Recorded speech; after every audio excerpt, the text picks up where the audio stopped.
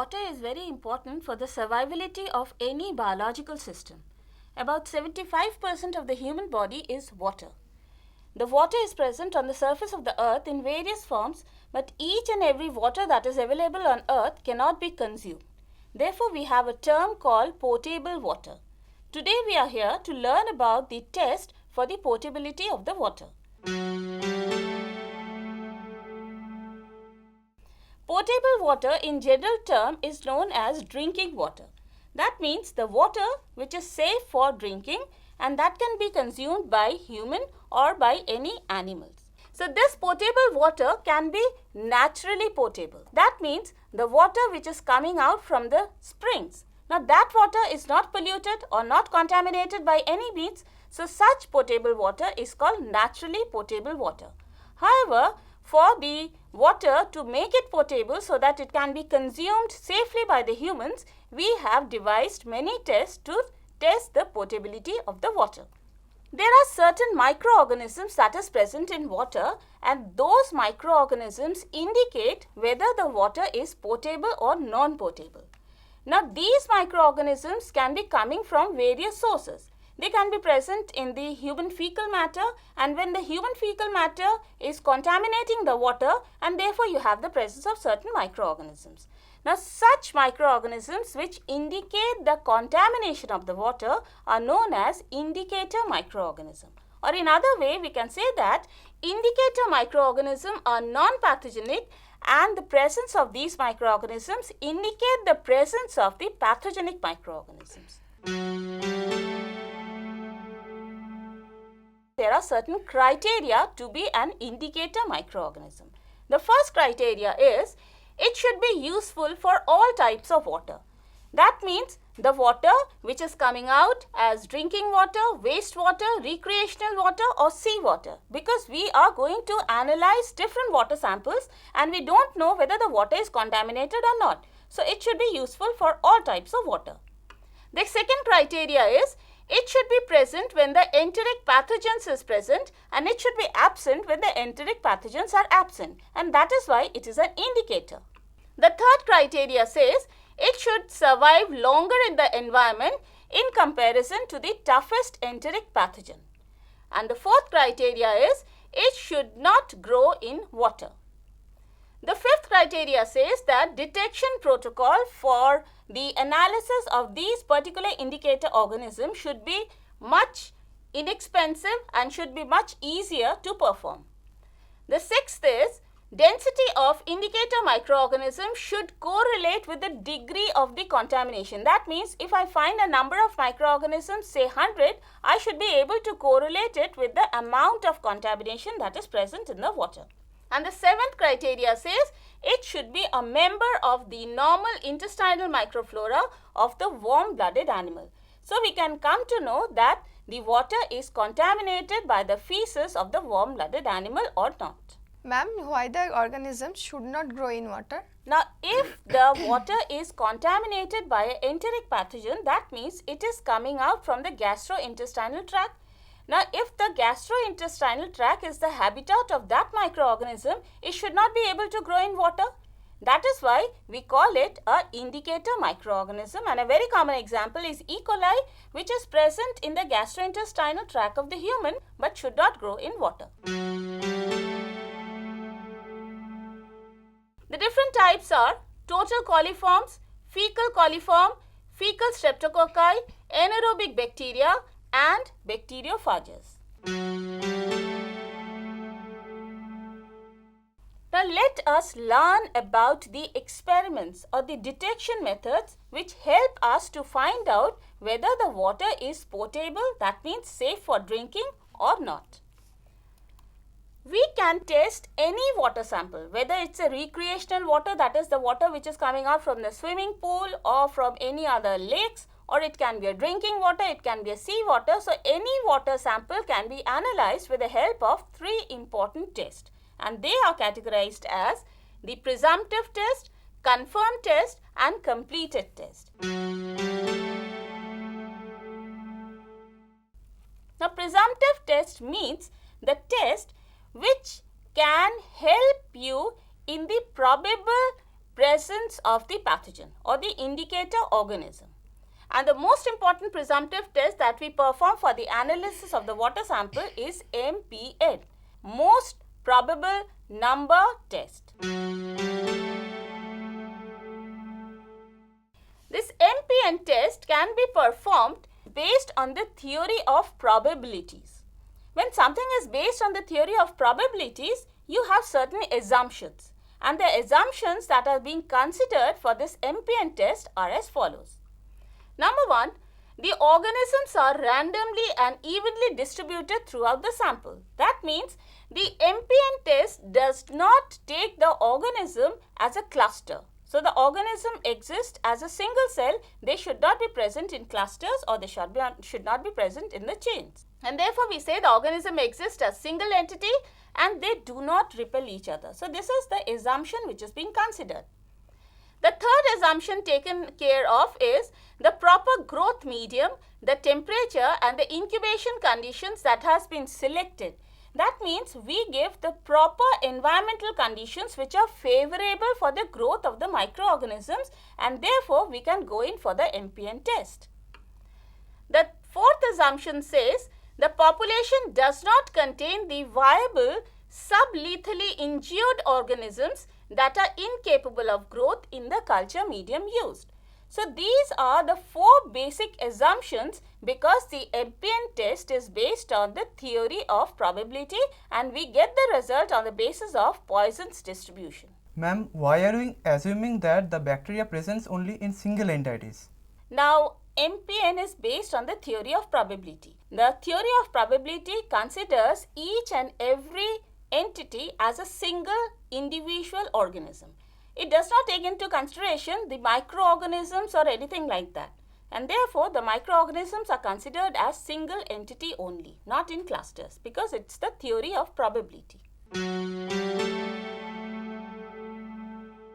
Now coming on to the materials that we need to have in order to carry out the MPN test is the test tube stand, the 9 tubes of double strength, that is 2x lactose broth. Now this 9 tubes can also be 15 tubes. Basically we should have 3 different sets of the tube. One set can have 3 tubes. If one set is having 3 tubes, then you need to have 9 tubes. But if one set is having 5 tubes, then you should have 15 tubes in all. So it depends, you can have either 9 tubes or you can have either 15 tubes. And 2x lactose broth means you have double the amount of ingredients that is present in consideration to the 1x, because you are going to dilute the sample with the water sample. Okay, so if medium is diluted with the water sample, you should have enough carbon and nitrogen source so the bacteria can grow. The third important requirement that we should have in our hand is the 10 ml, 1 ml and 0.1 ml pipettes. We should have the Durham's tube with us, which are small glass tubes. Then the water sample which are to be tested whether it is potable or not, the burner and an incubator which is maintained at a temperature of 37 degrees Celsius. Now let us learn about the procedure that we have to perform. The first step is the preparation of the 2x lactose broth tubes. As I told you, the 2x lactose broth contains the double amount of ingredients because it is going to be diluted with the water sample. Now, this lactose broth is now taken in different test tubes. Whether it's a 9 test tube or 15 test tube, it is taken in equal amount, and that is 10 ml of the media. So, you take 10 ml of the media in each of the test tube, and then after taking the lactose broth, we add Durham's tube. Now these are the Durham's tube. As you can see over here, they are small test tubes like thing, and these tubes are inserted inside the lactose broth. And when you insert it inside the lactose broth, you should be very careful that the closed end of the Durham tube should face upward, that is towards the open end of the larger tube. And the end which is open should face towards the bottom. Now during insertion of the Durham's tube, if you find that there is a presence of an air bubble like this, then your insertion or the procedure is not properly performed. Okay, so you should not have any gas bubble inside the Durham's tube. Now once this is done, seal the tubes with the help of the cotton plug and go in for the autoclaving. And once the autoclaving is done, now you have the lactose broth tube along with the Durham's tube, which are now totally sterile. The second step for the procedure is the inoculation. That means the tubes that have been made sterile by autoclaving will now be inoculated with a water sample that you wish to test. The water sample which we are going to use will be used as inoculum in 3 different sets. In the first set, you add 10 ml of the water sample. So 10 ml of the media, 10 ml of the water sample, so the medium becomes 1x. Okay. And in the second set, you add 1 ml of the water sample. Similarly, in the third set, you add 0.1 ml of the water sample. So 3 sets together, and after the inoculation, what we do is we go in for the incubation of all the tubes, which is done at 37 degrees Celsius for 24 hours. After 24 hours, we check for the production of gas inside the Durham's tube. So when we observe the Durham's tube after 24-hour incubation, we find that there is an air space which is being produced. This air space is nothing but shows the presence of the gas. The gas, because the lactose which is present as the carbon source is being metabolized by the pathogen or by the indicator organism which is present in the water, and therefore there is a production of the gas. This gas is not able to escape out and it is trapped inside the Durham's tube. And therefore, such a test tube, if you come across, means that it is a positive test for the production of the gas. Ma'am, why the gases are not produced in the large tube? The gas is produced on the large tube, but it escapes out because you have used the cotton plug, and through that cotton the gas escapes out, and that is why we are using the Durham's tube. Ma'am, what are the gases produced in the Durham's tube? The gas which is produced here is carbon dioxide and hydrogen gas. Now here you can see the set of 15 tubes, the first 5 tubes, the second 5 tubes and the third 5 tubes. So after you get such an observation, you have to find out the result. You have to go in for the conclusion. How to do it? We take the help of a table which is called the MPN table, and that is why we say it's a Poisson's distribution or based on the theory of probability. In this table, you can make out, suppose if I take this row, the first set has only 1 tube which shows the production of the gas. Out of all the 5 tubes or out of all the 3 tubes, only 1 tube shows the production of gas. Then I will write 1 over here. The second set shows no gas production, and the third set may show production of gas in 2 tubes. That means your result is 1, 0, 2. If you correlate with the MPN table, we find that the MPN or the most probable number of microbes that may be present is about 11 in per gram or in 100 ml of water. So this is what we say the MPN table or the probable table, which gives you the probable number of microbes that may be present in a specific amount of the water sample. Like this, you can correlate with any of the results. If you are getting 2 tubes in the first set, 3 in the second and the 1 in the second set. So they take into account only the positive tube. That means the tubes which shows the production of the gas only. The confirmatory test can be done with the help of 2 different media. The first media is called eosine methylene blue or EMB media, and the second media is called the endo-agar. In the eosine methylene blue, we find that there is a growth of a certain type of bacteria which gives a metallic sheen. A green color metallic sheen is obtained which shows the presence of the fecal bacteria or the bacteria which is coming out from the fecal matter. Similarly, the metallic sheen can be seen in the case of endo-agar, which shows the presence of fecal matter. Now, the endo-agar shows the presence of sodium lauryl sulfate and sodium deoxycholate. These 2 compounds in the endo-agar inhibits the growth of gram-positive bacteria. That means we are going in for the confirmation. We are allowing only the gram-negative bacteria to grow. We are inhibiting the growth of gram-positive bacteria. Similarly, in the case of the EMB media, the methylene blue is inhibitory to the growth of gram-positive.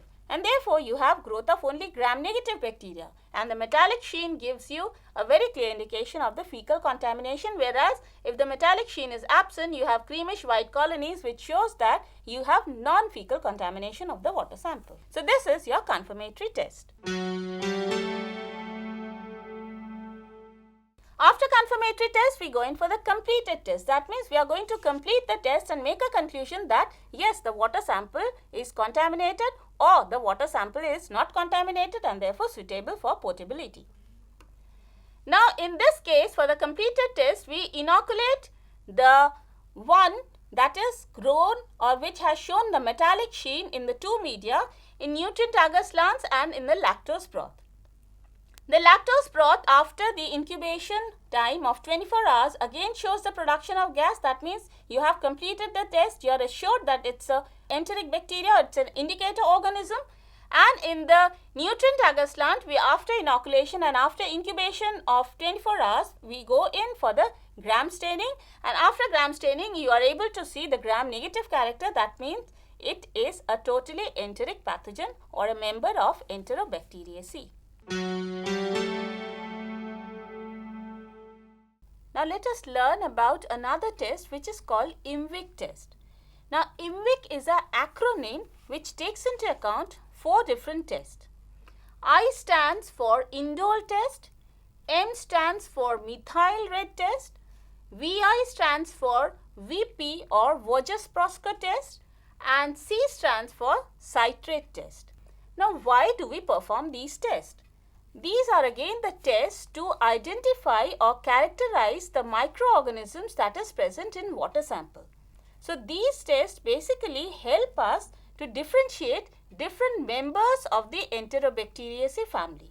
So they help us to differentiate the Enterobacter, E. coli, Citrobacter, etc. The first test we will start our learning process with is indole test. Now for this indole test, we grow the microorganism in a broth which is called the tryptone broth. Tryptone broth has got presence of an amino acid which is called tryptophan. Now there are certain bacteria which shows the presence of the enzyme tryptophanase. So if they have tryptophanase, they are able to metabolize tryptophan, and when this tryptophan is utilized, it is broken down into indole, pyruvic acid and ammonia. Pyruvic acid and ammonia are produced in many other metabolic pathway in a biological system, and therefore if we measure them, they won't give us the account of the tryptophanase. So we go in for the measurement of the indole so that we come to know that the bacteria is producing tryptophanase or not. Now for this test, we prepare this broth, the tryptone broth, and inoculate the bacteria and incubate the bacteria for 24 hours at 37 degrees Celsius. And you will find the broth becomes turbid. In this broth, now we add few drops of Kovacs reagent. After addition of the Kovacs reagent, we find that the top of the broth becomes deep pink or red in color. That is, it gives the positive reaction. That means you have the formation of indole and the bacteria shows the presence of tryptophanase. This tube is the one which is uninoculated, without any bacteria, without any reagent, and this is the one where you have added the Kovacs reagents and therefore the deep pink coloration is there. And this tube shows the negative result. That means after addition of few drops of Kovac reagent, you do not find any change of the color. That means the bacteria is not producing tryptophanase at all. Coming on to the second test, which is called MR or methyl red test. For this methyl red test, the specific broth that we are going to use is MRVP, that is methyl red Voges-Prosker test. Now these tests are combined together, MR, methyl red and Voges-Prosker, and for that combination we should have a common broth, and that is MRVP broth. Now MRVP means methyl red is an indicator which takes a deep red color if the medium is acidic. Now this acidic medium is created if the bacteria produces a mixture of organic acids. The organic acids so produced can be lactic acid, acetic acid, succinic acid, formic acid, along with the production of carbon dioxide, hydrogen and ethanol. Now carbon dioxide and hydrogen is already being produced, which is collected in the Durham's tube, and now you want to test for the acid, and therefore we go in for the methyl red test. Methyl red therefore gives you a red color. After you inoculate the broth with the test organism and keep it at 37 degrees Celsius overnight, that is for 24 hours, take out the broth and now divide this broth into two parts. One part should have 1 ml and in the rest of the part add few drops of methyl red. So you have taken 1 ml of the broth separately in a sterile tube and rest of the broth where you have added the methyl red. If you find the color of the solution becomes deep red in color, that means a mixed or a mixture of acid is there in the test tube. This shows that the bacteria is a mixed acid fermenter. The uninoculated tube on the left, the positive test tube, that means showing the methyl red color, and the right hand side shows the negative test, that means no color of the methyl red, that means the medium is not at all acidic. Now, if the medium is not acidic, that means it is not producing any acid or a mixture of acid is not being produced. So, we go in for another test which is called the Voges-Prosker test. If the acid is not produced, it may happen that the bacteria is producing another compound which is 2,3-butanediol and ethanol. So, instead of acid, it is producing 2,3-methanediol and ethanol. Now, 2,3-butanediol cannot be analyzed chemically. You don't have any procedure where you can get hold of 2,3-butanediol. But you can get hold of another chemical compound or organic molecule, and that is acetoin. Acetoin is a precursor of 2,3-butanediol. So, if you are able to measure the acetoin, you can say that it is a precursor of 2,3-butanediol, so it may be producing such a compound. Now, if you go on to the chemistry of this reaction, we find that glucose is being metabolized and there is formation of acetoin. This acetoin, when combines with potassium hydroxide in the presence of atmospheric oxygen, you have the formation of diacetyl and water. Now, from where this potassium hydroxide is coming? This can be added with the help of a reagent called the Barrett's reagent B, which contains potassium hydroxide. And Barrett's reagent A, which contains alpha naphthol, is used in second step where diacetyl combines with guanidine component of the peptone, and in the presence of alpha naphthol, which is present in VPA, that is Barrett's reagent A, you have the formation of the pink color. Therefore, the test tube which is negative for the methyl red, if you add Barrett's reagent 15 drops of VPA and 5 drops of VPB and you find there is a presence of this pink color, then it shows that it is a producer of 2,3-butanediol and ethanol. So, you are able to differentiate the two different types of microorganisms. So, the positive test, here you can see the coloration with the addition of Barrett's reagent A and Barrett's reagent B, while in the negative test you may find a copper color or a rust color. So, this is a negative test for the VP. Coming on to the fourth test, which is called the citrate test. Now, citrate is used in a medium which is called the Simmons citrate medium. We prepare slants of this medium and therefore the slants are called the Simmons citrate slants. In the Simmons citrate slant, we have the presence of citrate, which is the carbon source. That means those bacteria will only grow which can metabolize the citrate only.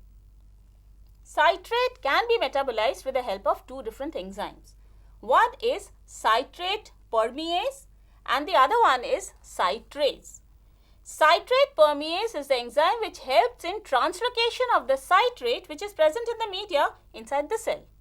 And citrase helps in the breakdown of the citrate.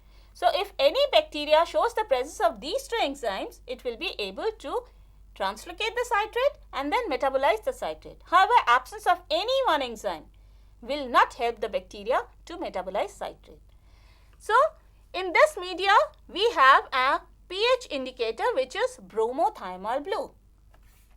This bromothymol blue changes its color from green to blue at an alkaline pH.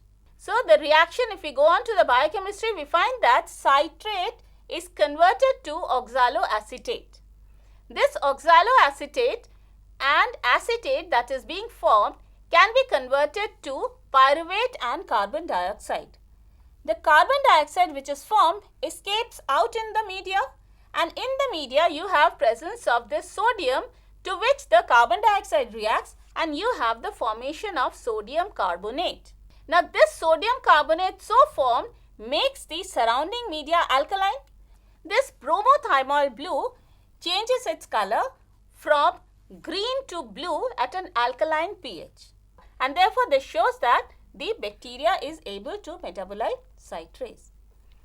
Now for this test we prepare the agar slants. This you can see over here, it's a blue color because of the presence of bromothymol blue. You inoculate the slants and keep it for incubation for 24 hours at 37 degrees Celsius, and after you take it out, don't add any reagent because the medium is going to be converted and the color of the bromothymol blue will be converted. This is a positive test for the citrate utilization, and therefore those bacteria which are able to produce those enzymes, those two enzymes, can utilize citrate. Now suppose you have two bacteria. The two common examples I have taken over here, E. coli, that is Escherichia coli, and Enterobacter aeruginus. Now Escherichia coli gives the positive test for indole and methyl red, while it gives the negative test for Voges-Proska and citrate. On the other hand, Enterobacter aeruginus shows the negative test for indole and methyl red and positive test for Voges-Proska and citrate. And therefore, you are able to differentiate different members of the family Enterobacteriaceae, and therefore IMViC helped in the identification of the enteric bacteria. So all this shows that the water microbiology is very important because we have to consume water. Without water, no life can exist. And in order to know whether the water is potable or not, we should perform the test like MPN or the presumptive test, confirmatory test, completed test, and along with that we should also perform the IMViC test and come to know whether the water is potable or not potable. Ma'am, if E. coli and the Enterobacter both organisms is present in the sample water, then what would be the result? Okay, if in a water sample E. coli is there and Enterobacter is there, normally we find that in the case of E. coli, the first two tests are positive. And in the case of Enterobacter, it is just the reverse. Now, if they are present together, we will have all the four tests of IMViC as positive, which is not so in any bacteria. So, it shows that it has the presence of E. coli and Enterobacter. So, we can conclude that though the earth's surface is full of water, each and every water that is present is not potable or safe for drinking, and we should have enough amount of drinking water for the human population to go on. So, learning the experiments of the potability of water help us to find out whether the water is potable or not and what type of contamination is present, what is the source of contamination, and how to get rid of the source of contamination so that we have enough amount of water on this planet and everyone could make use of that water.